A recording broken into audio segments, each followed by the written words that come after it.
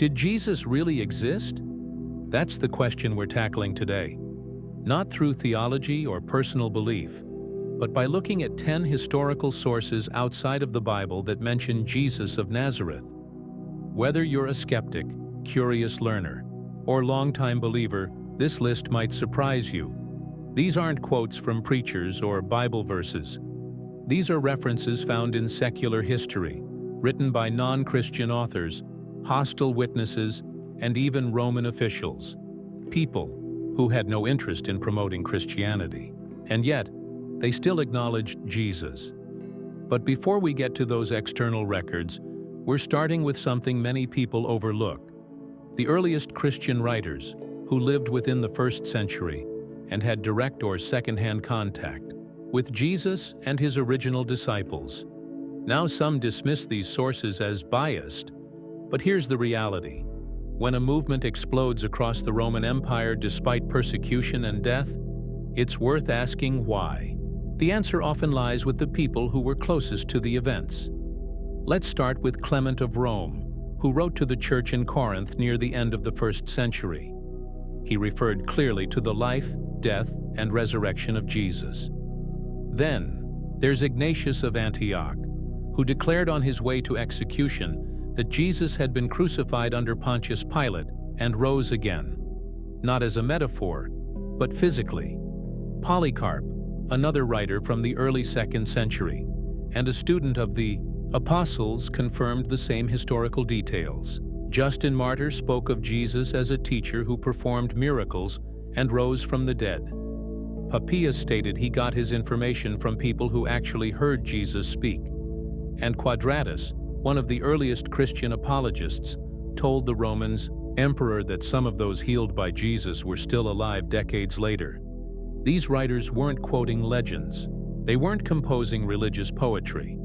They were documenting what they believed to be real, often at the cost of their lives. So if you think the story of Jesus was invented centuries later, these early writings say otherwise. And even though we'll explore non-Christian sources next, this first layer of testimony is critical. We begin our countdown here, with the people who lived closest to the life of Jesus and who left behind powerful personal records of what they saw and heard. Phlegon's forgotten chronicle. A pagan historian confirms the crucifixion. If you thought only Christian writers spoke about Jesus, think again. In the 2nd century, a Greek historian named Phlegon of Tralles wrote a multi-volume history during the reign of Emperor Hadrian, around AD 140. His actual writings haven't survived, but they were quoted by several ancient authors, most notably Origen, a 3rd century Christian scholar who responded to critics of the faith. According to Origen, Phlegon described an eclipse and an earthquake that occurred during the reign of Tiberius Caesar, at the same time Jesus was crucified. Phlegon didn't write as a believer. He wasn't trying to defend Christianity, yet he documented a moment that aligns directly with the gospel accounts. He also mentioned that Jesus was known for predicting future events, and that those predictions came true. But perhaps most astonishing is this. Phlegon wrote that Jesus rose from the dead and showed the marks of the nails in his hands. Let that sink in. A secular historian writing over 100 years after the crucifixion records a belief widespread, enough to document that Jesus had died, risen again, and still bore the signs of his execution. This is not a vague metaphor. Phlegon states clearly that Jesus displayed his wounds, suggesting a physical resurrection, not a symbolic one. These details are too precise to dismiss. Skeptics often argue that the Gospels are the only place Jesus is mentioned. But here we have an external source, one who didn't share the faith, and yet he corroborates multiple details. Jesus lived during the reign of Tiberius. He was crucified. There was an eclipse and an earthquake at the time. He predicted future events. His resurrection was widely reported. Even though Phlegon's original writings were lost, the consistency of quotes about his work especially from sources who lived only a generation or two later, gives them historical credibility. It's worth asking, why would a non-Christian historian record such specific events about a man he didn't follow? Why include details about miracles, darkness, and resurrection, unless they were significant enough to be circulating broadly across the Roman world? Phlegon didn't write theology. He wrote history. And even from the fringes of Roman records, the figure of Jesus keeps reappearing. The oldest pagan reference to the crucifixion, Thallus and the darkness. Imagine this: a historical record from the year 55 AD, written before some New Testament books were even finished, describes a sudden, terrifying darkness that fell over the land, and it just happens to line up with the Gospel accounts of Jesus' crucifixion. That's what we find in the writings of Thallus, a Roman historian whose original works are lost but were quoted by later authors, including Julius Africanus. While discussing the darkness that reportedly blanketed the earth during Jesus' crucifixion, Africanus cites Thallus as trying to explain the event away as a solar eclipse. Now, at first glance, this might not seem impressive. Thallus doesn't directly mention Jesus by name. But when we dig deeper, the connection becomes hard to ignore. Africanus criticizes Thallus, pointing out that a solar eclipse would have been astronomically impossible during a full moon, which is when Passover and thus the crucifixion took place. So why would Thallus go out of his way to rationalize an event unless it was widely known and widely attributed to the moment of Jesus' death? In fact, many scholars argue that Thallus was indeed referencing the same darkness described in the Gospels, and that his explanation was a way to dismiss, not deny, the phenomenon. And that's the key point. Thallus wasn't a Christian. He didn't believe in miracles. Yet he still recorded an event that echoed a core detail from the Gospel narrative. His attempt to explain it away is actually evidence that the event was considered real, even by skeptics of the time. This reference also stands out for another reason. It is the earliest known pagan commentary on the crucifixion event. Written just 20 years after Jesus' death, it offers a fascinating glimpse into how even non-believers were reacting to the stories spreading throughout the empire. It's one thing for Christian writers to talk about darkness and earthquakes. It's another thing entirely for a Roman historian, writing before the Gospels were widely circulated, to acknowledge the same phenomena and try to explain them. So far in this series, we've seen early Christian witnesses and a 2nd century pagan historian affirm key elements of Jesus' life. But here, with Thallus, we go back even closer, to the mid-1st century, when memories were still fresh and debates were just beginning. Sometimes, the most revealing evidence comes not from those who believe, but from those who try to disprove. Celsus vs. Jesus, a hostile critic who accidentally proved the story. What happens when your harshest critic becomes one of your strongest witnesses? In the late 2nd century, a Greek philosopher named Celsus wrote a scathing attack on Christianity. He wasn't trying to promote Jesus. He was doing the opposite. His goal was to discredit the Christian faith as irrational, naive, and based on lies. And yet, in his effort to tear it down, he inadvertently confirmed many key details of Jesus' life. Celsus' work didn't survive in full, but we know about it thanks to the Christian scholar Origen, who wrote a detailed rebuttal called Against Celsus. In that rebuttal, Origen preserved many of Celsus' arguments word for word. Here's what Celsus claimed. He mocked the idea that Jesus was born of a virgin, saying instead that he was the illegitimate son of a poor Jewish woman who was cast out by her husband, a carpenter, due to an alleged affair. Celsus also claimed Jesus traveled to Egypt, learned magical arts there, and then returned to Judea to present himself as divine, performing miracles to deceive the people. If Celsus is trying to disprove Jesus, why do his arguments sound like distorted versions of the Gospels? He acknowledges that Jesus was known for miraculous powers. He refers to the claim that Jesus was born of a virgin. He affirms that Jesus was considered divine by his followers. He accepts the idea that Jesus lived, traveled, taught, and performed wonders. And remember, Celsus didn't believe any of it.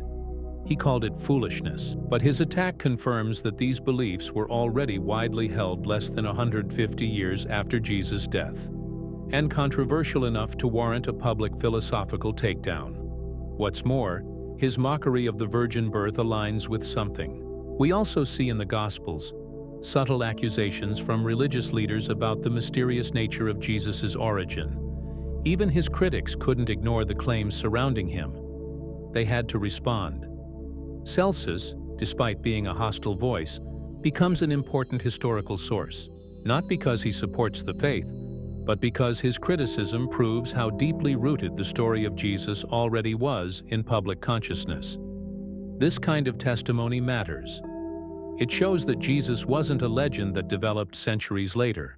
He was a figure people were still debating, denying, and reacting to, even among philosophers in the heart of the Roman world. Mocking the Messiah.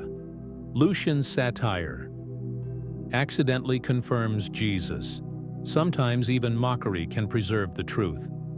Lucian of Samosata, a 2nd century Greek satirist, was no fan of religion, especially Christianity. Around AD 165, he wrote a work called The Death of Peregrine, where he ridiculed a man who pretended to be a Christian to gain sympathy. In the process, Lucian gave us one of the most revealing outsider descriptions of Jesus and his followers from that era. He writes, "The Christians, you know, worship a man to this day, the distinguished person who introduced their novel rites, and was crucified on that account." Let's pause here. Lucian openly mocked Christians for their devotion to a crucified man. But in doing so, he confirmed multiple historical points. Jesus existed and founded the movement. He was crucified, an execution method reserved for criminals and rebels. His followers worshipped him as divine. They lived in a way that made them stand out from Roman society. Lucian goes on to criticize the Christian community for being gullible and willing to suffer for their beliefs. He scoffs at the way they treated each other like family, gave away their possessions, and believed they would live forever. But here's the thing. His criticism proves their lifestyle was real. He had no reason to defend the faith. Quite the opposite. Lucian was a sharp, witty skeptic who viewed all religions as foolish. Yet he recognized the peculiar, resilient, and deeply committed nature of the early Christian movement, and traced it back to a man who was crucified in Judea. This type of testimony is powerful not because it's favorable, but because it's hostile. Lucian wasn't repeating Christian doctrine. He was describing what he observed. And what he observed aligns with what the Gospels claim: that Jesus lived, was executed by crucifixion, and inspired a following so loyal they continued to worship him after his death.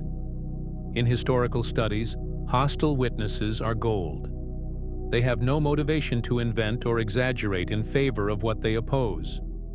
Lucian had no theological agenda, but he confirms that Jesus was real, that he was worshipped, and that his followers were willing to die for him. The sarcasm may be thick, but the facts shine through. Bar Sarapion, the wise king, silenced by injustice. Imagine receiving a letter from a wise prisoner exiled in a far-off land, a letter that speaks about the fate of a great teacher. Around the 3rd century, a Syrian philosopher named Bar Sarapion wrote to his son. In his missive, he compared the downfall of a wise king to the ruin that befell his own nation. Although Mara does not mention Jesus by name, his account carries undeniable echoes of the gospel story.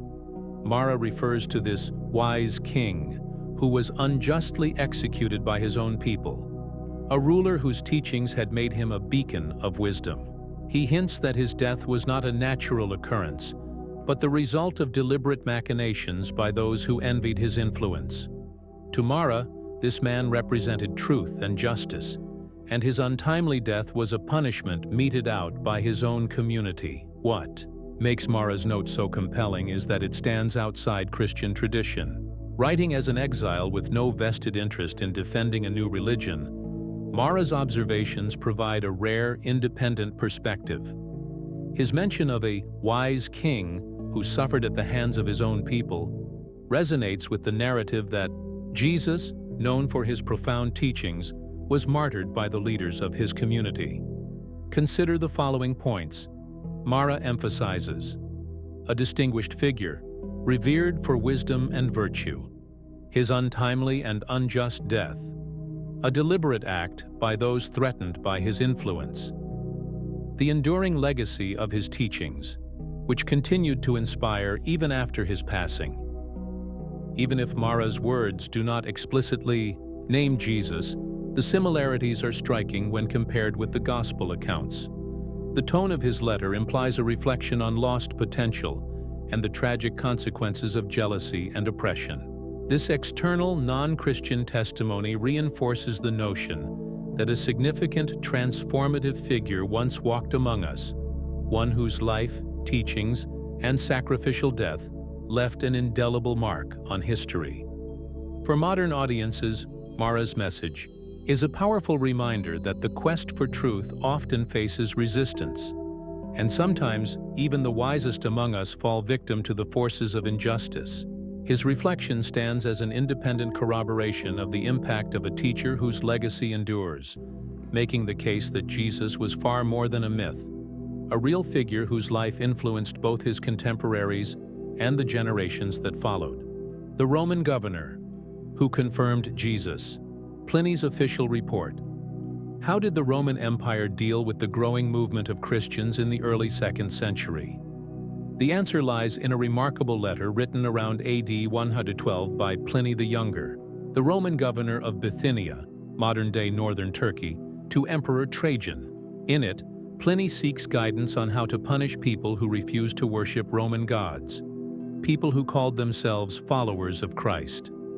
Pliny's letter is one of the most authentic and neutral references to Jesus and early Christian practices. He wasn't a believer. He wasn't a critic trying to discredit. He was a civil servant trying to understand and control a religious group that Roman authorities viewed with suspicion. In the letter, Pliny describes how he interrogated suspected Christians.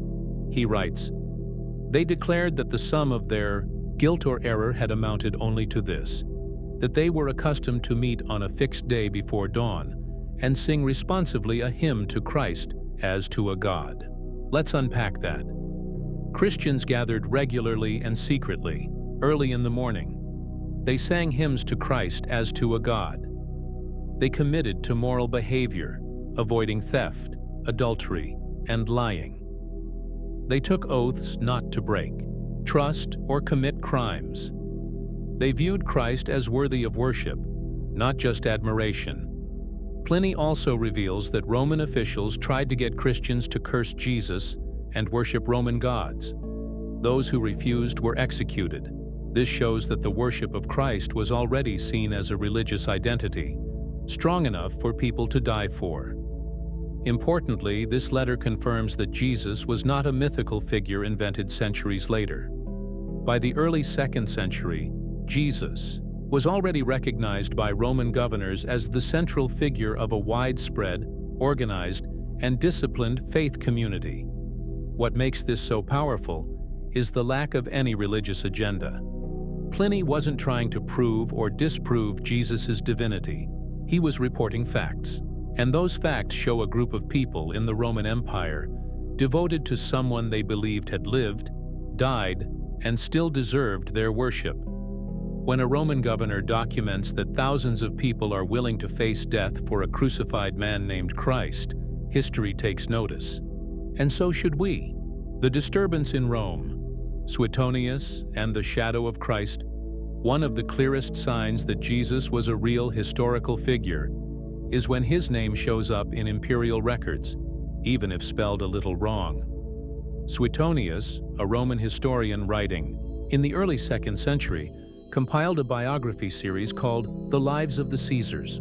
In his chapter on Emperor Claudius, who reigned from AD 41 to 54, he included a brief but powerful note.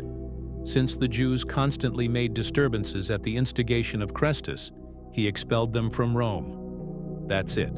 Just one sentence. But what a sentence. Let's break it down. Celsus is widely recognized as a phonetic spelling of Christus, or Christ. It's not unusual. Latin transliterations often varied.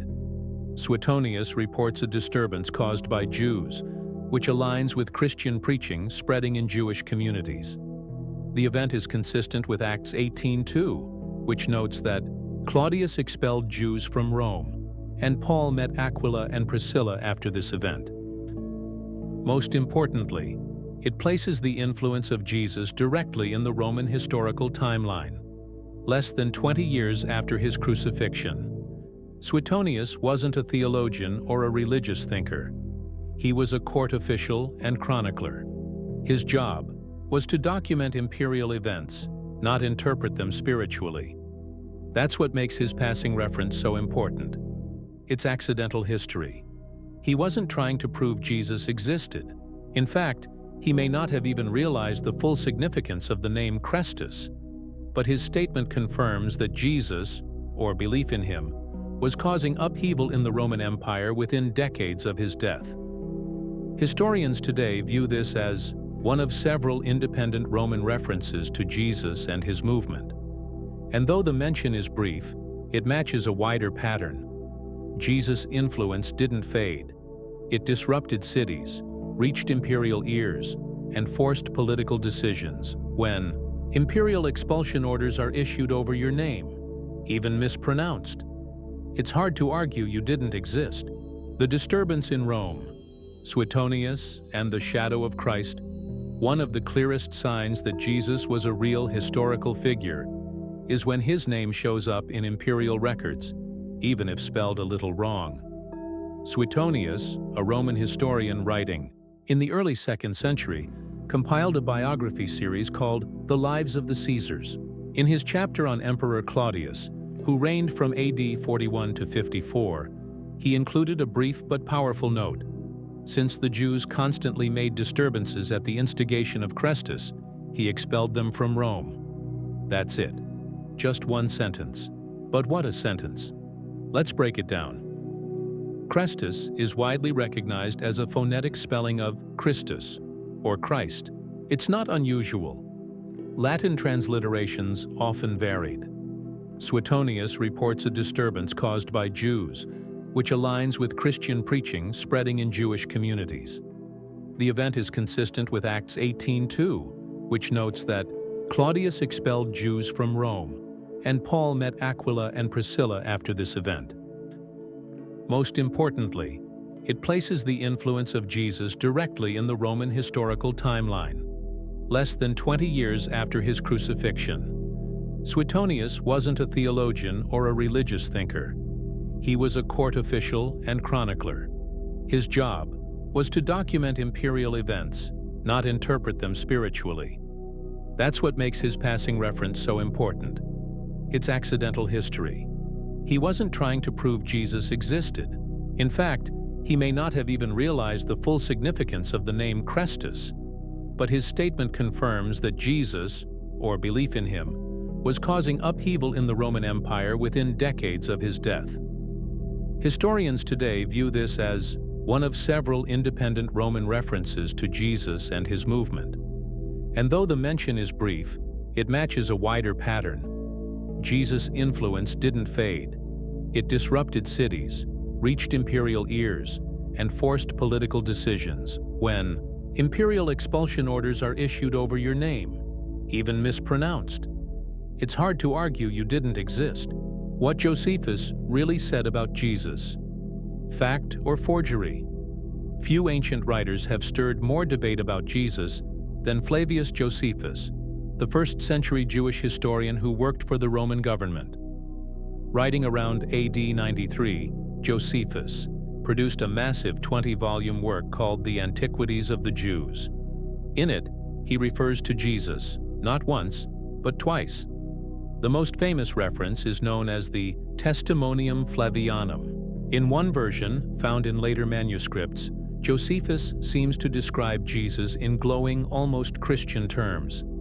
He calls him a wise man, a doer of wonderful works, and even says he was the Christ. But most scholars, both Christian and non-Christian, agree that this version was likely altered by later Christian copyists trying to boost their case.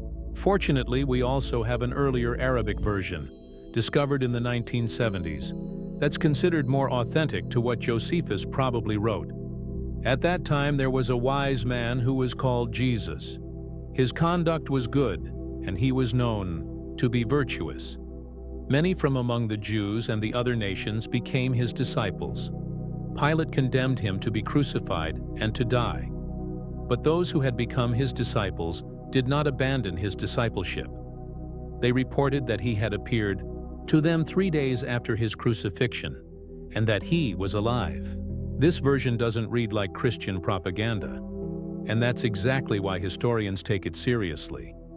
It sounds like something a Jewish historian might write about someone he didn't follow. Even more compelling is the second reference, where Josephus, while recounting the death of James, the brother of Jesus, refers to James as the brother of Jesus who was called Christ. This line appears in all versions and is widely accepted as genuine. So what do we learn from Josephus? Jesus existed as a real historical figure. He was known for wisdom and virtue. He gained a following among Jews and non-Jews. He was crucified under Pontius Pilate. His followers believed he rose from the dead.